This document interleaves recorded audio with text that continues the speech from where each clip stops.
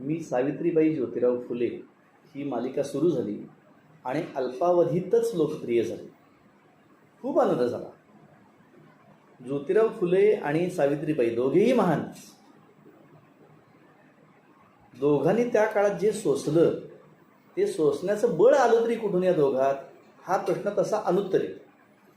कारण जे सोसलं ते स्वतःच्या फायद्यासाठी नाही, तर अख्ख्या समाजाच्या उद्धारासाठी, अखंड मानवतेसाठी. स्त्री शिक्षण, बहुजनांचा उद्धार, समानता, विधवांसाठी कार्य, अशा विविध क्षेत्रात फुलेंचं कार्य अत्यंत मोलाचं आहे. अवघ्या 150 वर्षात ज्या छत्रपती शिवाजी महाराजांचा समाजाला, महाराष्ट्राला, देशाला विसर पडला होता, तो इतिहास जगापुढं आणण्याचं कार्य महात्मा फुले यांनीच केलेलं आहे. सधन कुटुंबात जन्मल्यामुळं आपलं स्वतःचं आयुष्य ते आरामात जगू शकले असते. प्रस्थापित समाजकंटकांचा रोष ओढवून घेण्याचं तसं काहीच कारण नव्हतं. स्वतः शिक्षण घेतल्यामुळं इंग्रजांकडून सरकारी नोकरी सहजपणे त्यांना मिळू शकत होती. या सगळ्या सुखांना तिलांजली देऊन जे काही सहन केले ते केवळ आणि केवळ समाजोद्धारासाठी. हे असं सगळं असताना महात्मा फुले यांचं हे द्विजन्मशताब्दी वर्ष सुरू झालं आणि डॉक्टर अमोल कोल्हे यांनी मी सावित्री ज्योतिराव फुले ही मालिका सुरू केली.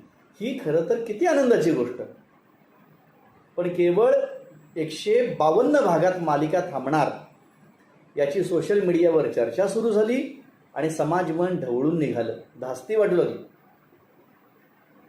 स्टार प्रवाह या वाहिनीनं TRPचं कारण पुढं केलं असेल. ही सासू सुनांच्या कौटुंबिक मालिका वर्षानुवर्ष चालतात.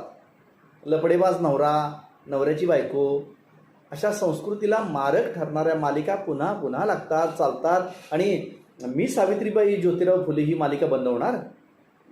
अहो, हा तर आमच्या अस्तित्वाचा प्रश्न. इथं माघार घेऊन कसं चालेल? एक सामान्य माणूस म्हणून मी माझ्या परीनं माझं काम सुरू ठेवलं होतं. ही मालिका पाहणं का गरजेचं आहे हे मी अनेकांना सांगत होतो. वारंवार मालिकेतली दृश्य माझ्या व्हॉट्सॲपवर स्टेटस म्हणून लावत होतो. डॉक्टर अमोल कोल्हेंना मनापासून शतशः धन्यवाद देत होते. डॉक्टर सांगत होते, मालिका संपते, कथा नाही. पण तरी ही न संपलेली कथा दाखवणं थांबतंय म्हटल्यावर वाईट वाटणारच ना. ज्या दिवसापासून मालिका नाही त्या दिवसापासून माझ्यासाठी वाहिनी नाही, म्हणजे त्या वाहिनीवर माझा बहिष्कार. डॉक्टर अमोल कोल्हे यूट्यूबवर मालिका दाखवतील 20 तारखेपासून. पण मग आजचं काय? आज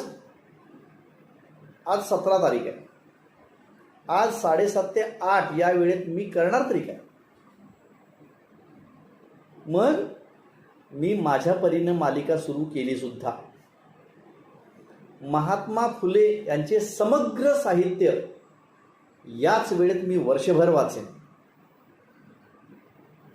त्यांच्या विचारांनी प्रेरित असलेला मी इतरांनाही नक्कीच त्यांच्या विचारांची प्रेरणा देईन. महात्मा फुले यांचे विचार माझ्या स्टेटसमध्ये यापुढे वारंवार दिसतील. समाजकंटक आम्हाला नाही थांबवू शकत. ते मालिका बंद करू शकतात.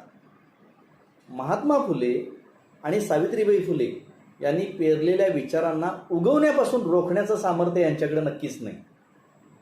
आणखी एक गोष्ट या मालिका बंदीमुळे जाणवली.